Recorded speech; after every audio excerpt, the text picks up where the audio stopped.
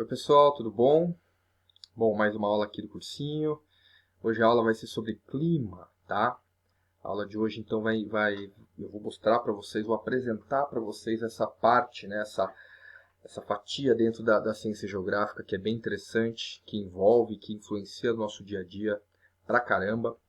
E hoje então eu vou apresentar, vou mostrar para vocês conceitos básicos, elementos e para fazer vocês entenderem sobre o que é climatologia.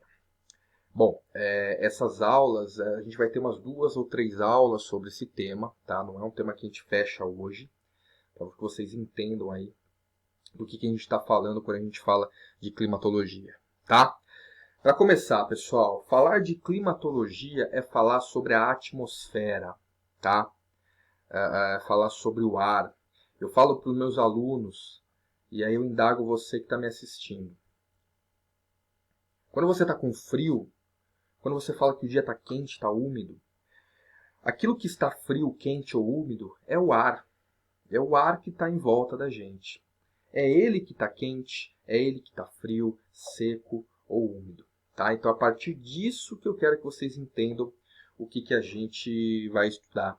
É a partir da atmosfera que a gente entende os elementos do clima e depois os fatores que envolvem ou que influenciam no clima e tudo mais. Tá bom? Vamos lá. Pessoal, vamos lá. Travou? Foi. A atmosfera é a camada de gases que o nosso planeta Terra possui, tá? A Terra ela tem lá então em volta dela, desde a sua superfície até as profundidades também, mas principalmente da superfície para cima, ela tem uma camada de gases muito importante, tá? Essa camada de gases, você passa a sua mão aí pelo ar e você sente a atmosfera. O próprio ar faz parte dela, não é? No caso da nossa a atmosfera terrestre, esses gases eles ficam presos aqui à superfície por conta da força da gravidade. Então, assim, os gases eles são muito leves, né? Então, eles conseguem flutuar muito tranquilamente. Eles conseguiriam ir embora, vamos dizer assim, da nossa camada superficial. Porém, a gravidade do centro da Terra faz com que haja uma presença deles aqui próximo à superfície. E aí a gente já pensando numa aula seguinte, já dá para pensar, já dá para refletir sobre o quê? Sobre como então e o porquê, na verdade, que quanto mais alto, mais difícil de respirar. Tem a ver com essa força e a diminuição da pressão, que quanto mais alto um local ela vai acontecer. Mas deixa esse assunto para uma aula seguinte nossa. Vamos focar aqui na atmosfera. Então, a gravidade segura os gases, vamos dizer assim, próximos a nós. E essas camadas, a própria atmosfera tem camadas diferentes. Essas camadas, cada uma tem a sua importância. Para nós aqui, ó, já vou adiantar, daqui a pouco eu volto aqui.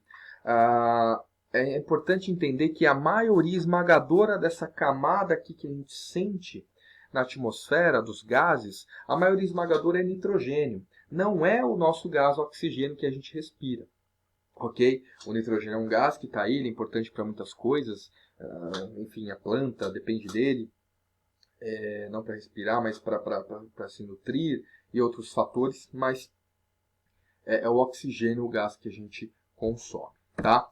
A primeira fase da formação da atmosfera é por conta das erupções que foram se formando. A Terra era uma grande bola de fogo quando do Big Bang. E a partir dessa bola de fogo que a gente fala, a Terra ela foi se transformando. E esses gases que as erupções vulcânicas traziam, eles foram se transformando, reagindo quimicamente e se transformando nos gases que a gente tem hoje em dia. Tá? Uma segunda fase foi a concentração grande de oxigênio. Por quê? Porque com o passar do tempo, né, os seres foram evoluindo e os animais que eram fotossintetizantes, ou seja, fazem fotossíntese, eles, para quem não se lembra, eles consomem o gás carbônico e liberam oxigênio. Esse oxigênio começou a abastecer o próprio planeta e deixando ele muito mais perto do que é hoje. Claro que isso é um tempo muito demorado. E uma terceira fase, né, é quando a gente tem o que a gente tem hoje. O nitrogênio com a sua maioria e o oxigênio completando aí quase 100%. Se você olhar aqui, existe ainda um pedacinho de gás carbônico, né, e gases nobres que é quase nulo, mas que existe sim a sua proporção, 0,03 aqui no nosso planeta. E vamos lá. A camada atmosférica ela é dividida em várias outras subcamadas, né? Aqui a mais próxima da gente, a mais importante, né, que a gente vai focar é a própria troposfera. Deixa eu pegar meu apontador a laser.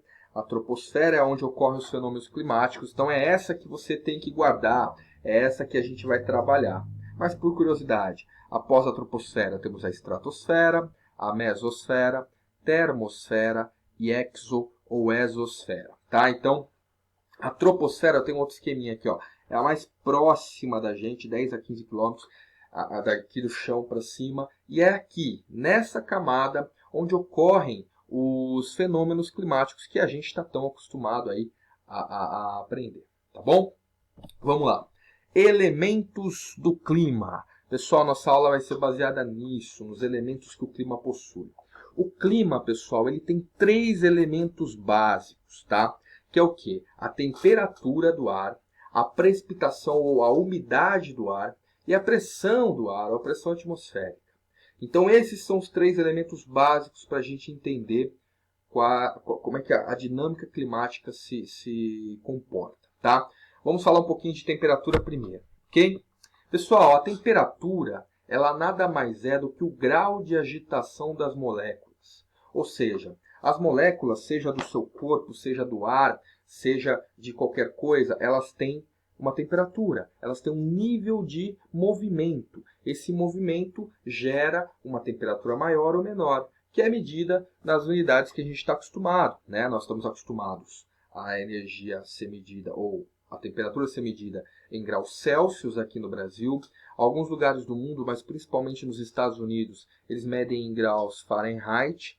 E também existe a medida em Kelvin, que é uma medida mais científica, mais para dentro da ciência mesmo. O pessoal que estuda e utiliza a temperatura lá dentro. Mas nem sempre isso acontece também. O Celsius é a unidade de medida que acaba sendo mais utilizada no mundo. Ok? Dentro da temperatura nós temos alguns elementos, ou melhor, alguns termos relacionados. Ou seja, algumas coisas que a gente, quando fala de temperatura, a gente acaba falando junto. E aí é bom a gente ter uma noção aqui, tá? Primeiro, termômetro. Termômetro é o próprio, aqui ó, o próprio aparelho que mede a temperatura, né? Antigamente nem tanto assim, mas a gente media a partir do mercúrio, né? Que é um metal, em estado líquido, né? E aí quando ele é aquecido, quando tem uma temperatura maior, ele se expande e aí aumenta aqui o vermelhinho até chegar onde tiver que chegar, dependendo da temperatura. O que a gente tem atualmente é uma modalidade um pouco mais utilizada, que é o termômetro digital, que ele consegue digitalmente mostrar o valor para você ali no visor. Tem até alguns, até por conta da pandemia, a gente tem visto, né, alguns aparelhos de medição de temperatura muito mais modernos ainda, que acabam apenas com a proximidade do corpo da pessoa medi-la, né? Então a pessoa chega com o aparelho, peço perdão pelo cachorro que está latindo aqui fora, mas ele chega com o aparelho, né? A pessoa chega, nem precisa encostar em você, chega próximo a você e consegue medir a sua temperatura corporal, tá? Então o termômetro ele serve para isso, ok? Além do termômetro, outra palavra importante dentro da climatologia, mas dentro da temperatura, é o calor, tá? Como está escrito aqui, o calor é uma energia em trânsito, em movimento. Então se transfere do ambiente mais quente para o mais frio, né? É o que a gente costuma fazer quando a gente quer se aquecer, né? A gente vai para um local mais quente, então você está frio, esse calor da coisa mais quente, seja uma fogueira, seja algo do tipo, um ar quente que você liga, ela vem para você, que é o corpo mais frio, você se esquenta, tá? Então o calor é energia em trânsito. Tanto que assim, falar está calor hoje, estou com calor, não é a melhor maneira de escolher as palavras. Está quente, hoje está quente, estou com enfim, uma temperatura muito alta. Eu sei que é difícil falar. No popularzão, ok, a gente releva. Na hora de escrever, na hora de fazer uma redação, uma questão aberta, discursiva, calor é para energia em trânsito. Tá? Use a temperatura como referência. Está quente, está frio. Tá bom? Muito bom, pessoal. Além disso, além do calor, tem o calor específico, tá? O calor específico é uma maneira de como os materiais absorvem ou liberam energia por unidade de massa. Como assim? Cada material ele tem um calor específico. O que significa isso? Ele tem um tempo maior para aquecer, um tempo maior para esfriar. Então, cada objeto, cada material, repito, ele tem esse calor específico, por isso esse nome. Com isso, pessoal, ele consegue transferir calor, receber calor de maneiras diferentes. A água, por exemplo, tem um calor específico alto, né? Em física a gente fala que é 1 o calor específico da água. Então por isso que a água ela demora para aquecer e quando está aquecida ela demora para se resfriar, tá? É só um exemplo que a gente tem na natureza.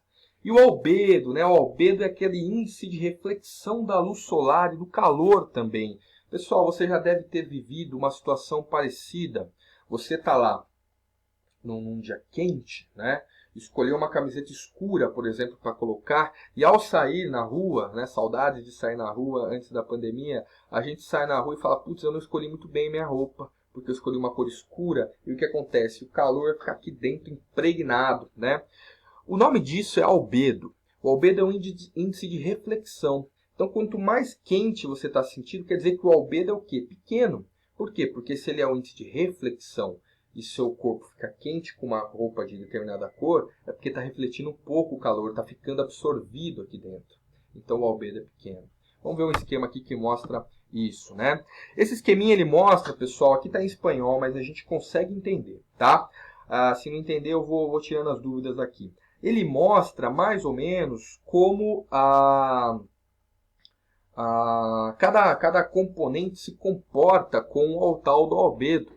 Então você consegue ver, você consegue ver aqui, ó, o asfalto ele reflete apenas de 5 a 10% do calor que ele recebe. Por isso que se você colocar a mão, o pé no asfalto, um dia quente, ele vai queimar, seu pé vai grudar ali. Claro que eu estou exagerando um pouco, mas nem sempre, né? nem tanto, quer dizer. Então, pessoal, o asfalto ele acaba grudando no pé, por quê? Porque o albedo dele é baixo, reflete pouco. Se reflete pouco, absorve muito, fica quente, tá? A grama, hierba, aqui em espanhol, ela também não. Já a hierba, a grama, ela reflete um pouco mais, ela reflete de 25 a 30, né? Mais do que o asfalto. Então, por isso que a grama ela é mais fresca no calor, porque ela reflete um pouco mais desse calor que a luz solar leva para ela, tá? Vamos olhar aqui, ó, a neve, já diferentemente, de 80% a 95%.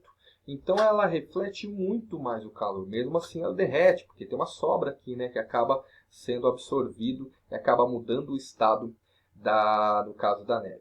Os bosques de 10 a 20%. A agricultura, né, tierras de cultivo, de 10 a 25%. A lua, ela reflete de 6 a 8%, é pouco. Lugares de água, de 10 a 60%, claro que depende da altura. O albedo da Terra, em média, de 31%. A gente reflete bem mais que a Lua, né? Até por uma questão de proximidade. Telhados escuros, de 8 a 18%. Telhados claros, pode ter tampado aqui, ó, mas é de 35 a 50%. Então, dependendo do local, você tem um menor ou uma maior incidência do albedo, tá? Então, o que a gente já viu até agora nessa primeira parte da nossa aula? Nós vimos que a atmosfera é o grande componente que que compõe o clima. Ao contrário, né? O clima ele é a atmosfera. Estudar clima é estudar a atmosfera.